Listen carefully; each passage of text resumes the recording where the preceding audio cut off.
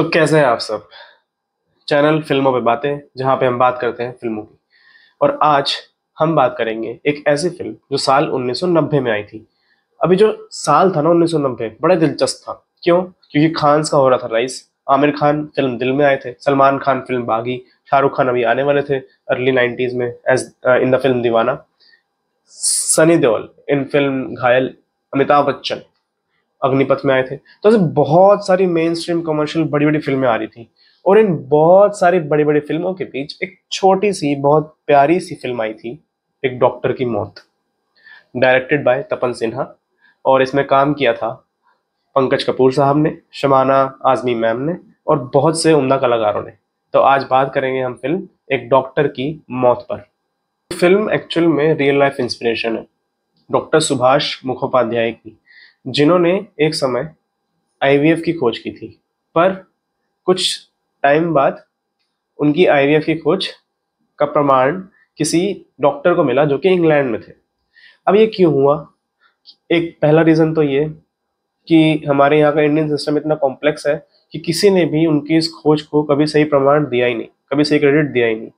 दूसरा ये कि हमारे यहाँ की ब्यूरोक्रेसी, एक मिनिस्टर है, मिनिस्टर के नीचे एक ऊपर हेल्थ मिनिस्टर है, यहाँ पे एक मिनिस्टर है, अपने गवर्नमेंट जो हॉस्पिटल है उसके ऊपर कुछ लोग हैं, उसके नीचे कुछ लोग हैं। तो इतना ज्यादा कॉम्प्लेक्स सिस्टम बना रखा है ना हमने कि एक डॉक्टर ने जिसने आईवीएफ की खोज की थी इंडिया में रहते हुए, बहुत ही कम स्पेस में, बहुत ही कम पैसे में, उसको कोई इज्जत नहीं मिली। मतलब हम इतने ज्यादा वेस्ट से इन्फ्लुएंस हो जाते हैं ना कि हम इंडिया वालों को कभी उनका कदर देते ही नहीं है।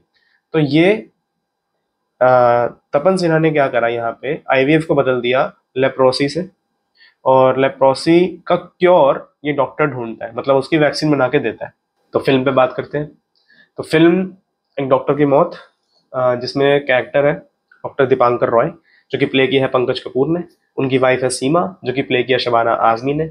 अनिल चटर्जी, जो कि बंगाल के बहुत ही फेमस एक्टर थे, उन्होंने भी इसमें रोल प्ले किया, जहाँ पे डॉक्टर दीपांकर रॉय उनकी समय समय पर हेल्प लेते हैं।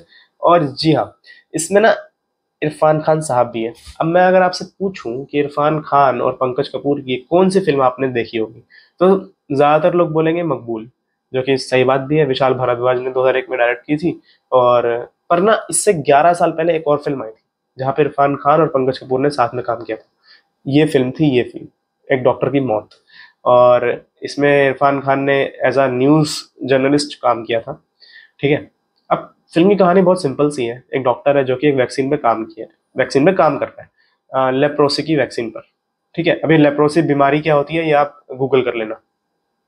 ठीक है। इस पे काम कर रहा है और 7 8 साल 9 साल हो गए इसको इस पे काम करते करते। अब यार एक इंसान है जो कि मैरिड है, वो इस पे काम कर रहा है। वो ये जो इंसान है मतलब दीपांकर रॉय, ये अपनी वाइफ को टाइम नहीं दे रहा, बिल्कुल भी टाइम नहीं दे रहा। दिन भर रात भर ये उस वैक्सीन पे काम कर रहा है। ठीक है। इसने अपनी छोटी सी एक लैब खोल रखी है घर के एक कोने में, जहाँ पे ये ब्राउन माइसिस पर एक्सपेरिमेंट कर रहा है, कुछ और वैक्सीन खोजने का ट्राई कर रहा है। पर ये अपने बीवी को टाइम नहीं दे रहा। सीमा, शबाना आजमी, बहुत ज्यादा खफा है कि भाई मैं भी हूँ घर में, मैं भी एक इंसान हूँ, दिन भर तुम्हारा खाना वाना बनाने के लिए नहीं बैठी, ये तो नौकर लेके आ जाओ। मेरे को भी कुछ मेरी भी नीड्स है, मेरे को भी प्यार चाहिए और केयरिंग चाहिए, जो कि सही भी है ना, एकदम सही बात। पर ये डॉक्टर इतना सेल्फिश, इतना मीन हो चुका है कि इसको अब इसको परवाह ही नहीं है दीन दुनिया से, ये उस मोह माया से एकदम उठ चुका है। तो यहाँ पे पंकज कपूर, दीपांकर रॉय जो है, वो दिन रात मतलब ये वैक्सीन की खोज में लगे रहते हैं। और सुबह ये हॉस्पिटल भी जाते हैं, मतलब रोजी रोटी तो कमाएगा ना इंसान, तो कहीं से तो पैसा लाना है, तो वो सरकारी दफ्तर, सरकारी हॉस्पिटल में काम करते हैं। अब अगर रात भर एक इंसान काम कर रहा है तो दिन में हॉस्पिटल भी जा रहा है, उसकी सेहत तो इम्पैक्ट होनी होनी है। तो ये क्या करते हैं ना, रात भर काम करते हैं 3 4 बजे, फिर ऐसे जंपिंग जैक्स करने लग जाते हैं, मतलब डॉक्टर दीपांकर रॉय, और ना नहाने चले जाता है। फिर सीमा कहती है यार तुम, मैं क्या पागल खाने में हूँ क्या किसी, मतलब ये दिन भर क्या लगा रखा है तुमने। उसे फर्क नहीं पड़ रहा। तो फिर से दिखाता है कि ये हॉस्पिटल में जाता है, वहां पे मरीजों का इलाज करता है। ठीक है। और धीरे धीरे कहानी आगे बढ़ती है, इरफान खान आता है, वो उससे कुछ कुछ चीजें पूछता है। और वो एक दिन क्या करता है, डॉक्टर दीपांकर राय फाइनली उसको इसका मतलब वैक्सीन तो इसको मिल चुकी थी, पर उसका ना वो होता है टॉक्सिक फैक्टर, जो ये बार बार बोल रहे हैं, टॉक्सिक फैक्टर कुछ होता होगा वैक्सीन में, जो कि डिसाइड करता है कि ये वैक्सीन काम करेगी तो कितना ज़्यादा साइड इफेक्ट्स होगा, कितना ज़्यादा हार्मफुल तो नहीं है ये बॉडी के लिए। तो वो टॉक्सिक फैक्टर को फाइनली इसने कम कर दिया। और जैसे ये बात उसको इरफान को पता चली, उसने न्यूज़पेपर में आर्टिकल छपवा दिया कि लेप्रोसी बीमारी का इलाज हमने ढूंढ लिया है, इसकी वैक्सीन बन गई है।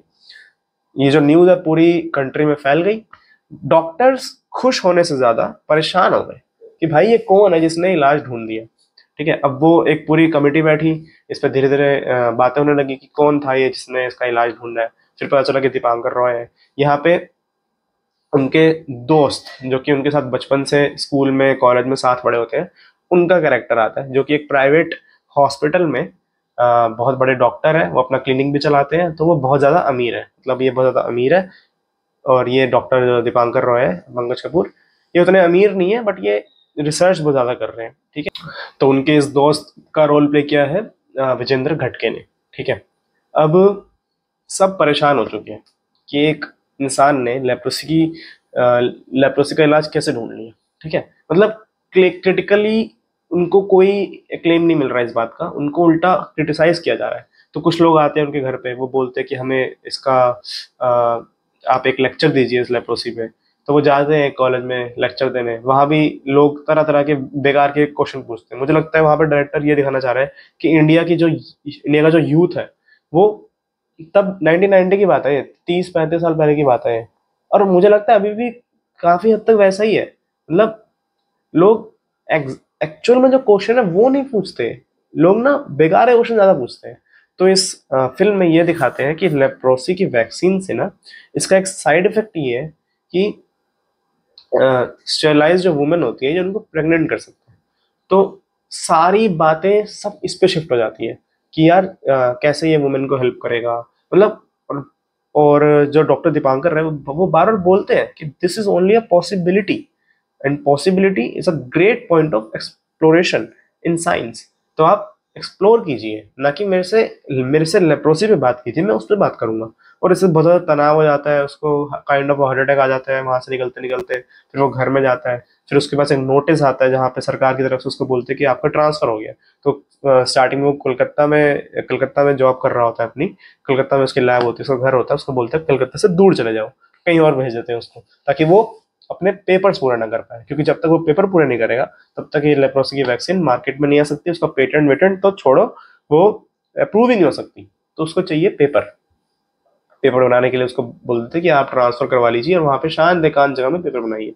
वहाँ उसके पास ना कोई बुक्स है, ना उसके पास मटेरियल है, ना उसके पास खाना है, ना वहाँ पे सीमा ही नहीं है, सीमा सीमा नहीं जाती। वो बोलती कि मैं घर छोड़ के नहीं जा सकती। तो ना उसकी पत्नी है उसकी रेख देख करने के लिए। तो यहाँ समझ आता है कि उसकी उसको उसने कितना फुल ग्रांटेड ले लिया था अपनी पत्नी को। मतलब डायरेक्टर ने ट्राई किया दिखाने का, बट सीमा उसके साथ खड़ी रहती है तब भी और पहले भी।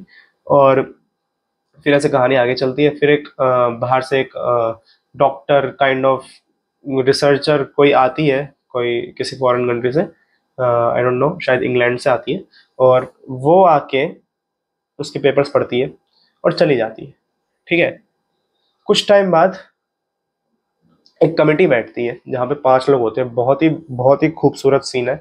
पंकज कपूर एक्टिंग लेजेंड वहां पे आपको दिख जाएगा क्यों है। मतलब अभी तो एक्टिंग में बात करेंगे खैर। तो वहां पे समझ आता है कि ये जो 5 लोग है ना, एक तो किसी कृष्ण रोग का वो चलाता है काइंड ऑफ, जैसे आयुर्वेद के वो होते हैं ना बहुत सारे कुटिया सी बना के, जैसे कृष्ण रोग का कोई वो बना के रखता है अपने वहाँ पे हेल्थ केयर सेंटर। एक बंदा वो होता है, कोई ऐसे ही आ जाता है उठ के, कोई चेयरमैन होता है, एक लेप्रोसी का होता है। तो ये सारे मिलके ना पंकज कपूर से, डॉक्टर दीपांकर से पूछते हैं कि कैसे बनाई आपने वैक्सीन, आपके पास पेपर्स हैं, ये है वो है। और उसका जाता है दिमाग खराब। वो बोलता है ठीक है, आई सरेंडर, मैंने कोई वैक्सीन नहीं बनाई। मतलब उसका दिमाग इतना ज्यादा परेशान हो जाता है वो सब बोलता है ठीक है रहने दो, मैंने कोई वैक्सीन नहीं बनाई, मैं जा रहा हूँ। फिर कुछ दिनों बाद न्यूज आती है, इरफान खान ही आता है, वो पढ़ के बताता है कि इस वैक्सीन को इंग्लैंड में किसी ने बना दिया है। मतलब वो जो पहले आई थी रिसर्चर, वो कॉपी करके ले गई और वहां पे इसकी वैक्सीन बन गई। और अब इंडिया वाले कह रहे हैं हाँ हाँ बढ़िया है बढ़िया है, अगर ये सही रही वैक्सीन। मतलब अपनी कंट्री की कोई वैल्यू नहीं है, अपने लोगों की कोई वैल्यू नहीं है, वेस्ट ने बोल दिया कि वैक्सीन आ गई है तो बढ़िया ही होगी, है ना। ये भी दिखा दिया इसमें। और बट और सबका माथा खराब हो जाता है कि भाई ये क्या हो गया। सब उदास हो जाते हैं। अगला सीन बहुत ही ज्यादा वैसा डिस्टर्बिंग सा सीन आता है, जहाँ पे वो अपने सारे ब्राउन माइस को मार देता है। ठीक है, क्योंकि वो बोलता है कि यार ये सारे लेप्रोसी से तड़प रहे थे, मैंने इनको मुक्त कर दिया। बंदर भी होता है, उसको भी मार देते हैं। फिर फिर एक और अगला कट आता है, जहाँ पे उसके जो वो होते हैं काइंड ऑफ उसके टीचर, वो आते हैं चिट्ठी लेके। वो बोलते हैं कि चिट्ठी आई है मेरे पास, जहाँ पे तुम्हें शिकागो बुला रहे हैं, क्योंकि वो उनको उनको पता चला कि वैक्सीन तुमने बनाई थी, उन्हें इस बात का दुख है। वो तुम्हें शिकागो बुला रहे हैं और वहां पे जाके रिसर्च करो। तो इस बात से दीपांकर रॉय बोलता है, चलो कोई नहीं, मेरी वैक्सीन से कम लोग तो बचेंगे, और मुझे तो अपना काम करना है, वो तो मैं कहीं भी कर सकता हूँ। तो वो फाइनली शिकागो चले जाते हैं। तो कहानी है ये, एक डॉक्टर की मौत। वो शिकागो चला गया डॉक्टर, तो ये तो समझ आ गया कि डॉक्टर मरा तो नहीं है ना। तो एक डॉक्टर की मौत आखिर है क्या? ये उस डॉक्टर की अंदर से मौत है। मतलब वो, उसको सिस्टम ने इतना ज्यादा तोड़ दिया कि वो बेचारा इंडिया में डॉक्टरी करना ही नहीं चाहता। मतलब वो अपना अस्पताल अस्पताल सब छोड़ देता है, वो अपनी रिसर्च सब छोड़ देता है। उसका वो चाहता था सबकी हेल्प करना, पर वो किसी की हेल्प नहीं कर सकता। तो ये फिल्म ये दिखाती है कि डॉक्टर की मौत, ऐसे एक नाटक भी है, एक अभिनेता की मौत। तो इन सब बातों पे बात की गई है।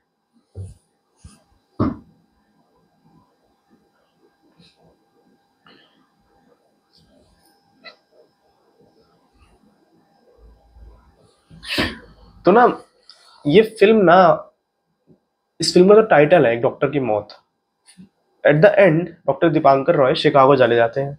तो डॉक्टर की मौत तो नहीं होती है ना, पर उसके सपनों की मौत हो जाती है।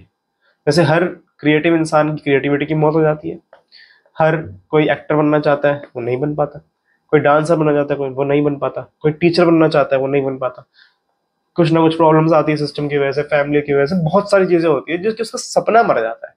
तो एक डॉक्टर की मौत, वो उसका जो उसका काम ही उसकी पहचान थी। और इन ब्यूरोक्रेट्स ने, इन इंडियन पॉलिटिक्स ने उस चीज को खत्म कर दिया। तो यहाँ पे बात होती है एक डॉक्टर की मौत की। और तपन सिन्हा ने इसे बहुत ही ज्यादा अच्छे से दिखाया है। आप जब देखोगे, आप फील करोगे यार कि यार इसके साथ ये नहीं होना चाहिए था, या इसके साथ ये हो जाता काश।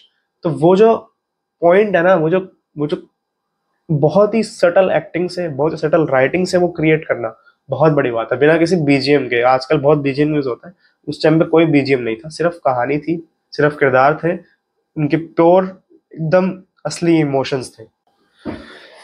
तो ये फिल्म ना आज भी वैलिड है, पता है क्यों? क्योंकि आज भी तुम देखोगे ना, जो इंसान ऊपर उठना चाहता है, आसपास के लोग उसे ना गिराना चाहते हैं। ये डॉक्टर चाहता है कि मैं लेप्रोसी का इलाज खोज दूं, वो खोज भी लेता है, लेकिन उसके आसपास वाले इतने उससे ज्यादा जेलस होते हैं कि वो चाहती नहीं कि इंसान ऊपर आ जाए। तो वो खुद तो कुछ कर नहीं पाते, वो उसे कुछ करने भी नहीं देते। जैसे वो जब वो लेक्चर देने जाता है कॉलेज में, तो लोग उससे बेबुनियाद क्वेश्चन पूछते हैं कि भाई ये क्यों है, ये क्यों है। वो लेप्रोसी पर लेक्चर देने आया, तुमने उससे एक भी क्वेश्चन उससे नहीं पूछा। एक दो लोग होते हैं जो उससे पूछते हैं, बाकी सब फालतू ही क्वेश्चन पूछते हैं, ठीक है, उसका मजाक उड़ाते हैं। तो आज भी यही सिचुएशन है इंडिया में। कुछ लोग होते हैं सही में काम करना चाहते हैं, फिर होता क्या है, इवेंचुअली वो बाहर चले जाते हैं, बाहर के देशों में जाके काम करते हैं, क्योंकि वहां पे उनको उस चीज का पैसा भी मिलता है, उस चीज की इज्जत भी मिलती है, लोगों में इज्जत मिलती है, और उनको कोई टोकने वाला नहीं होता, वो अपना काम कर सकते हैं। इस फिल्म में भी यही हुआ था, एट द एंड वो शिकागो चले जाते हैं, क्योंकि उसको कहीं ना कहीं पता होता है ना इस कैरेक्टर को कि यार शिकागो जाके तो मेरी ये हालत तो नहीं होने वाली, वहां जाके एटलीस्ट मुझे इसका वर्थ है, मेरे को इसकी रिस्पेक्ट भी मिलेगी और मनी भी मिलेगा। तो वो वहां चला जाता है। थोड़ी मैं बात कर लेता हूँ एक्टिंग की, डायरेक्शन की और राइटिंग की। एक्टिंग, पंकज कपूर साहब की एक्टिंग में बात करते हैं। सबने बहुत अच्छा काम किया है, पर मेन कैरेक्टर है हमारे डॉक्टर दीपांकर रॉय, और सबसे ज़्यादा टाइम भी उन्हीं का है। तो उसी पे बात करते हैं अभी, क्योंकि वीडियो बहुत ज़्यादा लंबी बन जाती है अगर मैं सबका कैरेक्टर ब्रेक डाउन करूंगा। तो ना, मुझे जितना समझ आया, जितनी मेरे पास नॉलेज है, मेरे को देख के ना ये समझ आ रहा था कि पंकज कपूर उस टाइम एनएसजी से निकले थे, ठीक है, उन्होंने बहुत रेपर्टरी में काम कर लिया था। तो ना, एनएसजी और ये सब ना बहुत ही ज्यादा थ्योरेटिकल पढ़ाता है, ठीक है, प्रैक्टिकल तो पढ़ाता ही है, और उन्होंने जितना काम कर लिया है, उनको सब चीजों की समझ है। तो एक ना कॉन्सेप्ट होता है एक्टिंग में, इनर मोनोलॉग का, जहाँ पे आप जो कैरेक्टर शो कर रहे हैं, जो आपके डायलॉग्स हैं, उससे हटके एक इनर मोनोलॉग होता है। इनर मोनोलॉग जो एक कैरेक्टर, हर कैरेक्टर का होता है, वो किसी भी कैरेक्टर का हो सकता है। जैसे कि मैं अभी आपसे बात कर रहा हूँ, पर मेरे दिमाग में कुछ चीजें चल रही है ना, कि कल मुझे ये काम करना है, कल मुझे यहाँ भी जाना है, अभी मेरे को यहाँ जाना है। तो ये जो इनर मोनोलॉग मेरे माइंड में चलता रहता है, ये मेरे कैरेक्टर को अगर हेल्प करे तो मैं इस टेक्निक का यूज कर सकता हूँ। आई डोंट नो उन्होंने करा है कि नहीं करा, पर मुझे ऐसा देख के लगता है कि शायद, मतलब वो no doubt he is the greatest, पर वो इनर मोनोलॉग शायद यूज करते हैं, क्योंकि काफी टाइम आप देखोगे कैमरा उन पे है, वो कुछ सोच रहे हैं, और इतनी इतनी खूबसूरती से वो उस साइलेंस में वो एक्टिंग करते हैं ना, तुम्हें दिख जाएगा कि वो बैठे हैं, वो कुछ सोच रहे हैं, और वो जो सोच रहे हैं उससे पहले जो सीन हुआ है हूबहू ऐसा तुम्हें समझ आता है कि वो उसके बारे में सोच रहे हैं। अब जब कट बोलता है डायरेक्टर, अगले दिन एक्टर वापस काम पे आता है, वो भी अपनी जॉब कर रहा है, तो उनके दिमाग में इनर मोनोलॉग चलता रहता है कि मुझे आज ये सीन मिला है, मैं इस चीज पे काम करने वाला हूँ। ठीक है, शबाना आजमी सीमा, उन्होंने बहुत अच्छा कैरेक्टर प्ले किया है, और उन्होंने बस अपना ऑब्जेक्टिव, एक चीज होती है ऑब्जेक्टिव, आपका ऑब्जेक्टिव क्या है, एक होता है सुपर ऑब्जेक्टिव, आपका सुपर ऑब्जेक्टिव क्या है। जैसे दीपांकर रॉय का ऑब्जेक्टिव टाइम टू टाइम बदलता रहता है, कभी उसको लेप्रोसी की वैक्सीन का इलाज ढूंढना है, कभी उसको खाना नहीं खाना, उसको आज खाना नहीं खाना, ये उसको ऑब्जेक्टिव हो सकता है, उसको बस के छुट्टे चाहिए, उसको बस के 6 रुपए 2 रुपए चाहिए, तो वो उसका ऑब्जेक्टिव अपनी पत्नी से लेना। तो हर उस ऑब्जेक्टिव के हिसाब से आप अपनी एक्टिंग दिखाते हो, है ना। अब रियल लाइफ में मुझे खाना खाना है, तो मैं कुछ ये करूंगा, कुछ एक्शन कर सकता हूँ, या मैं जाके किचन में जाऊंगा, कढ़ाई लगाऊंगा, तेल लगाऊंगा, प्याज डालूंगा, मैं कुछ ना कुछ करूंगा ना, कुछ एक्शन करूंगा। वही एक्शन जब एक्टिंग में आ जाता है तो आप उसको ऑब्जेक्टिव बोलते हो। दीपांकर रॉय का सुपर ऑब्जेक्टिव क्या है कि ये लेप्रोसी की वैक्सीन हर इंसान को मिले, ये नहीं कि उसको पैसे मिले, हर इंसान को मिले। तो क्या वो सुपर ऑब्जेक्टिव उसका पूरा होता है? होता है, एक तरह से तो होता है। मतलब वैक्सीन उसके नाम पे नहीं होती पेटेंट पर, किसी और के नाम पे होती है, पर उसको पता है कि ढूंढनी मैंने थी, तो सुपर ऑब्जेक्टिव पूरा होता है। चीजें इंटरेस्टिंग कब होती है? जब आपका ऑब्जेक्टिव और सुपर ऑब्जेक्टिव पूरा हो जाए पर कुछ छिन जाए आपसे। जैसे कि बहुत सारे कमर्शियल मूवीज में क्या करते हैं, जब लड़ाई होती है एंड में, तो हीरो जीत जाता है, पर उसके आर्मी में कोई मर जाता है ना, उसका खास दोस्त कोई मर जाता है।